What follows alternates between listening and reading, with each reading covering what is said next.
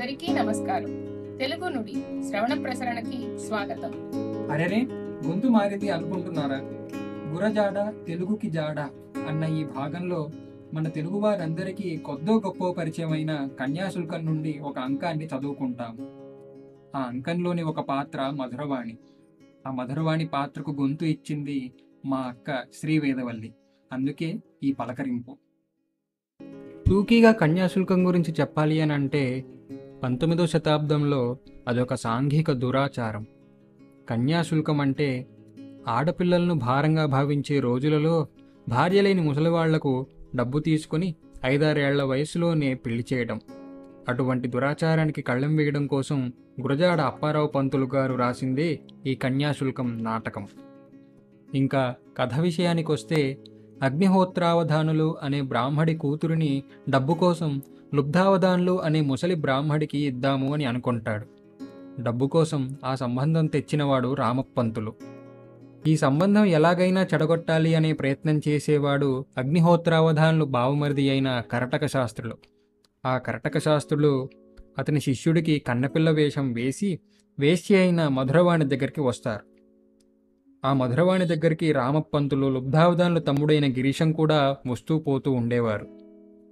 ఆ తెలిసిన సంబంధంతో కొంత సహాయం దొరుకుతుంది అన్న నమ్మకంతో మధురవాణి దగ్గరికి వచ్చి సంభాషణ నడిపిస్తారు. అలా కరటక శాస్త్రులు మధురవాణి వద్దకు రావటం, వారి సంభాషణ ఈ భాగంలో విందాం. గురజాడ వారి తెలుగుని కూడా తెలుసుకుందాం. ఈ భాగంలో మధురవాణి గొంతుగా శ్రీవేదవల్లి, కరటక శాస్త్రులుగా శ్రీ భరద్వాజ్, శిష్యుడి వేషంలో వచ్చిన కన్నెపిల్లగా సహస్రకౌముది తమ గొంతునిచ్చారు. మరి పదండి, కన్యాశుల్కం నాటకంలో రామప్పంతులు పడక గదిలో మధురవాణి ఉండగా కరటక శాస్త్రులు తలుపు తడతాడు. అప్పుడు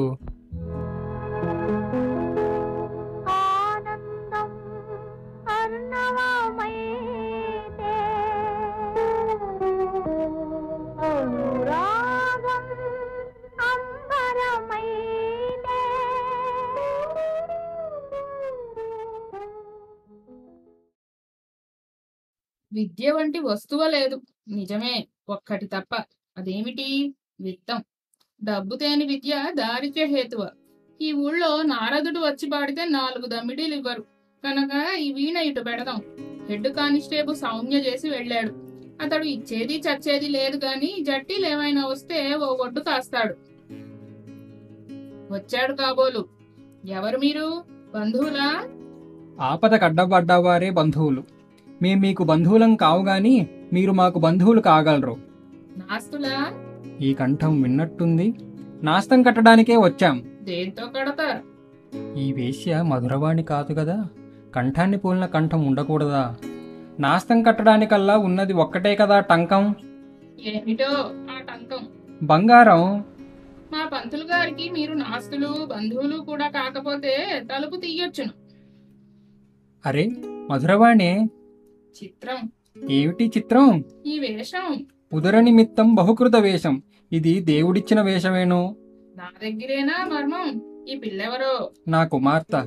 నాటకం వల్ల చెడి పొగటి వేషాల్లో దిగిందా? పెట్టి పుట్టారు కదా, ఎలా ఈ అవస్థ? నీ దయ వల్ల దేవుడిచ్చిన స్థితికేం లోపం రాలేదు. నిన్ను చూద్దామని వచ్చాను. ఇన్నాళ్లకైనా ఈ దీనురాలు మీకు జ్ఞాపకం రావడం అది ఎంత కాదు. నీలాంటి మనిషి మళ్ళీ ఉందా? నిన్ను చూడ్డం బ్రహ్మానందం కాదా? నీ దగ్గరికి రావడం చేదన ఇన్నాళ్ళు రాలేదనుకున్నావు. డిప్టీ కలెక్టర్ గారి కుమారరత్నం గారు నిన్ను చేపెట్టారని తండ్రికి తెలిసిన తరువాత నేను గాని నీ ఇంటికి వస్తే పీక ఉత్తరించేస్తాడేమో అనే భయం చేత కొంచెం ఎడబెట్టి అతడికి ఎప్పుడు బదిలీ అవుతుంది, మా మధురవాణ్ణి ఎప్పుడు చూస్తాను అని దేవుణ్ణి సదా ప్రార్థిస్తూ ఉంటిని. నువ్వెక్కడెన్నాళ్లై ఉన్నావు? డిప్టీ కలెక్టర్ గారి కుమారరత్నం గారిని తండ్రి చదువు పేరు పెట్టి చెన్నపట్నం తగిలిన 2 నెలల దాకా ఆయన నాస్తుడు గిరీశం గారి ద్వారా డబ్బు పంపించాడు. ఆ తరువాత మొన్నటిదాకా గిరీశం గారు నన్ను ఉంచారు గాని డబ్బుకి ఎటాముటీగా ఉండేది. నా ఇంటికి వచ్చిన వాడల్లా తన కొడుక్కి దోస్తీ అయి ఉంటాడని, డిప్టీ కలెక్టర్ అనుమానిస్తాడేమో అని పేరు గలవాడేవాడు నా ఇంటికి రావడం మానేశాడు. సంజీవరావు గారి అల్లరి కొంచెం మరుపొచ్చిందాకా పైనుందామని ఈ ఊరొచ్చాను. గిరీశన్ నిన్నుంచుకున్నాడా? మా మేనల్లుడికి చదువు చెప్పడానికి కుదురుకుని మా వాళ్ళింట్లో చేరాడు. వాడికి పెందరాళే ఉద్వాసన చెప్పాలి. నా దగ్గరికి వచ్చిన వాడల్లా చెడిపోయినాడో. నా దగ్గరికి మీరు రాకుండా అవరోధం కలిగిందని ఇప్పుడే డిప్టీ కలెక్టర్ గారిని తిట్టారే. ఆయన కంటే మీ న్యాయం ఏం బాగా ఉంది? నా దగ్గరికి వచ్చినందుకు మీ భార్య గారు ముందు మిమ్మల్ని మెడబట్టుకొని ఇంట్లోంచి తరవలసింది. తనకి రొట్ట ఒకడికి ముక్కానా? క్రియలలో అంతవరకు జరక్కపోయినా మాటల్లో ఆ మర్యాద ఆమేషా నాకు జరుగుతూనే ఉన్నది. ఈ ఇల్లాలు మా పంతులు కంటబడితే ఈవిడ గుట్టు బట్టబయలవుతుంది. ఇల్లాలనేస్తున్నావే అప్పుడేను కన్నెపిల్ల. దీన్ని పెళ్లి చేయడానికే నీ దగ్గరికి తీసుకొచ్చాను. మా పంతులకేనా పెళ్ళి? ఏకా నారి సుందరి నాదరీవా అన్నాడు. త్రిలోక సుందరివి నువ్వు దొరికిన తర్వాత నీ పంతులు గారికి ఇంకా పెళ్ళెందుకు? అయితే మరెవరికి పెళ్లి చేయడం? నాకా ఏమిటి? అలాగైతే సయ్యే. మగవేషం వేసుకుని పెళ్లి పీటల మీద కూర్చుంటాను. ఇలాంటి పెళ్ళం దొరకడం ఎలాగా? జగత్ ప్రసిద్ధులైన కరటక శాస్త్రుల గారి అల్లుణ్ణి కావడం ఎలాగా? దివ్య సుందర విగ్రహం అని పొగడగానే నా భుజాలు పొంగుతాయనుకున్నారు కాబోలు.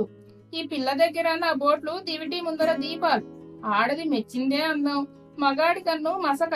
మీకేం తెలుసును? మరి నా పెళ్ళాన్ని నాకు ఇచ్చేసి మీ తోవని మీరు వెళ్ళండి. చూసావురా నాన్న ఎలా పట్టుకుందో? శాభాషు, ఇదేనా పెద్ద మనిషి తరహా? ఇరుగు పొరుగమ్మలు ఏమంటారో మొగుడు పిలిస్తే వెళ్ళకుంటేను.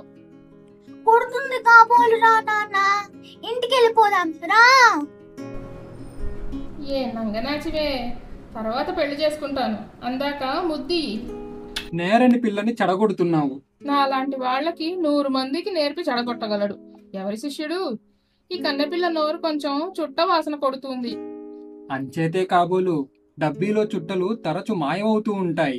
మధురవాణి, దేవుడు నాకు నిన్ను చూపించాడు. పంతుల్లేని సమయం కనిపెట్టి వచ్చాను. మళ్ళీ అతడు వచ్చేలోగా నా మాటలు 4 విని మాకు వచ్చిన చిక్కు తప్పించు. మీకొచ్చిన చిక్కేమిటి? నేను చేయగలిగిన సహాయం ఏమిటి? చిక్కన్నా చిక్కు కాదు, విను. ఈ ఊళ్ళో గిరీశం పెత్తల్లి కొడుకు లుబ్ధావధానులని ఓ ముసలాడున్నాడు. వాడికి మా మేనకోడల్ని ఇవ్వడానికి మా బావ నిశ్చయించాడు. ఈ సంబంధం చేస్తే నా చెల్లెలు నూతిలో పడతానని ఒట్టేసుకుంది. ఏం ఉపాయం చేస్తావో దాని ప్రాణం కాపాడాలి. ఈ పిల్లని అంతకి తక్కువ సొమ్ముకి అమ్మితే లుబ్ధావధాన్లు చంకలు గుద్దుకొని చేసుకుంటాడు. అతని దాకా ఎందుకు? నేనే కొనుక్కుంటాను. చూపితే అందుకు పోయేదానికి నీకు మిక్కిలి చెప్పాలా ఏమిటి? ఇదివరకే నిర్ణయమైన సంబంధం ఏం మిషపెట్టి తప్పించడం? నీ బుద్ధికి అసాధ్యం ఉందా? డబ్బుకి అసాధ్యం ఉందా? బుద్ధికి అంతా అసాధ్యమే గాని డబ్బుకి ఎక్కడా అసాధ్యం లేదు. ఈ పెళ్లిలో మా పంతులకో 10 రాళ్లు దొరుకుతాయనుకుంటున్నాడే. నా సంబంధం చేసుకుంటే నేను 20 రాపాషాణాలు ఇస్తాను. సరే, కానీ నాటకంలో ఎంత హాస్యమైనా చెల్లుతుంది. నటనలోకి హాస్యం తెస్తే ఏమి మూడుతుందో ఆలోచించారా? మధ్య నీకొచ్చిన పర్వా ఏమిటి, నాకొచ్చిన పర్వా ఏమిటి? ఈ కత్తెర మీసం కత్తెర గడ్డం కడిగేసుకుని నా తోవని నేను వెళ్తాను. ఈ కోక నీ దగ్గర పారేసి మా శిష్యుడు వెళ్తాడు. ఆ తరువాత ఇదేమిటమ్మా ఈ చిత్రం అని నువ్వు 4 అమ్మలక్కలతో పాటు ఆశ్చర్యపడదువు గాని మీ పంతులతో సిఫార్సు చేసి ఈ మంత్రం ఎలా సాగిస్తావో గట్టి ఆలోచన చెయ్యి. మా పంతులు ఒక్కడి వల్ల ఈ పని కానేరదు. మరి ఇంకా ఎవరి కాళ్ళు పట్టుకోవాలో చెప్పు. మా పంతులతో మాట్లాడటం అయిన తర్వాత అవధాన్లు కూతురు మా నేస్తం మీనాక్షిని తండ్రికి తెలియకుండా చూసి ఓ 2 పెద్ద కాసులు ఇస్తానని చెప్పండి. ఆ పైని సిద్ధాంతిని చూసి అతనికి అలాగే ఆశ పెట్టండి. ఈ పనికి సిద్ధాంతే కీలకం. నేను తెర వెనక నుంచి సమయోచితంగా హంగు చేస్తాను. నీ మాట వేరేనే చెప్పాలా?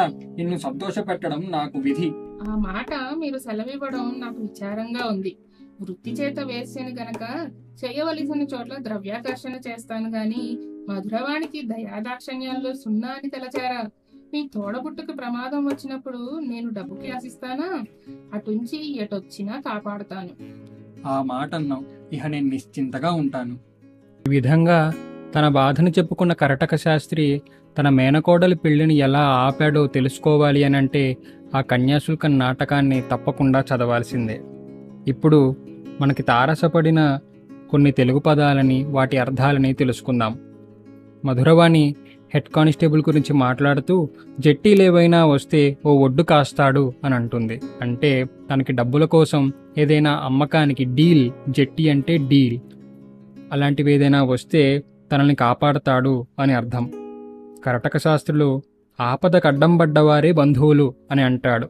ఆపదలకంటే ఏమైనా కష్టాలకు వస్తే దానికి సహాయం చేసి వాటిని అడ్డుకునేందుకు ప్రయత్నం చేసేవారే బంధువులు అని చెప్తాడు. మీరెవరు అని కర్ణాటక శాస్త్రిని అడుగుతూ నాస్తులా అని అడుగుతుంది, అంటే స్నేహితులా అని అర్థం. ఆ తర్వాత డబ్బు కింద ఏమిస్తారో అని చెప్పాలంటే ఏమిటో ఆ టంకం అని అంటుంది. టంకము అని అంటే కరెన్సీ, టంకశాల అని మనం అంటాం కదా, అదే. ఆ తర్వాత కర్ణాటక శాస్త్రి ఎందుకు తన ఇంటికి రాలేదో చెబుతూ డిప్టీ కలెక్టర్ గారు తన పీక ఉత్తరం చేస్తాడేమో అన్న భయం చేత అని అంటాడు. ఉత్తరించేయడం అంటే తీసివేయటం. మధురవాణి గిరీశం గారి తనకి డబ్బు యటాముటిగా ఉండేది అని అంటుంది. యటాముటిగా అని అంటే చాలీ చాలనంతగా, కొరతగా ఉండేది అని అర్థం. ఆ తర్వాత కర్ణాటక శాస్త్రి గిరీశాన్ని ఉద్దేశించి వాడికి పెందరాళే ఉద్వాసన చెప్పాలి అని అంటాడు. పెందరాళే అంటే తొందరగా, ఉద్వాసన అంటే పంపించేయడం అని అర్థం. కన్నెపిల్ల రూపంలో ఉన్న శిష్యుడి గురించి, ఆమె అందం గురించి చెప్తూ మధురవాణి నా బోట్లు దివిటీ ముందు దీపాలు అని అంటుంది. దివిటీ అని అంటే టార్చ్ లైట్. ఒకసారి మనం టార్చ్ లైట్ వేస్తే ఎలాగ దీపాలన్నీ చిన్నబోతాయో అలాగే ఆ కన్నెపిల్ల అందం ముందు తను కూడా చిన్నబోతాను అని చెప్పడం.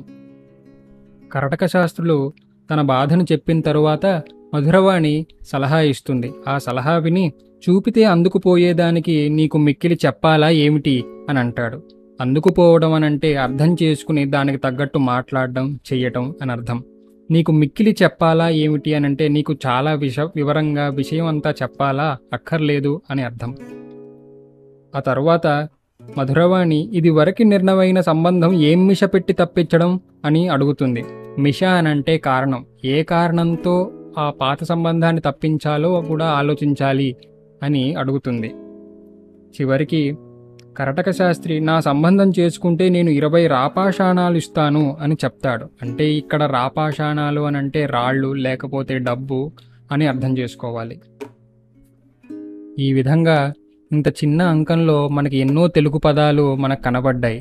అదేవిధంగా ఈ రచనలో ఇంకా ఎన్నో దేశీయ పదాలు మనకు తెలుస్తాయి. వాటిని కూడా చదివి ప్రయోగించడానికి మనం ప్రయత్నిద్దాం. అంతవరకు వేరొక భాగంలో మరొక అంశంతో మీ ముందుకు వస్తాను. సెలవు.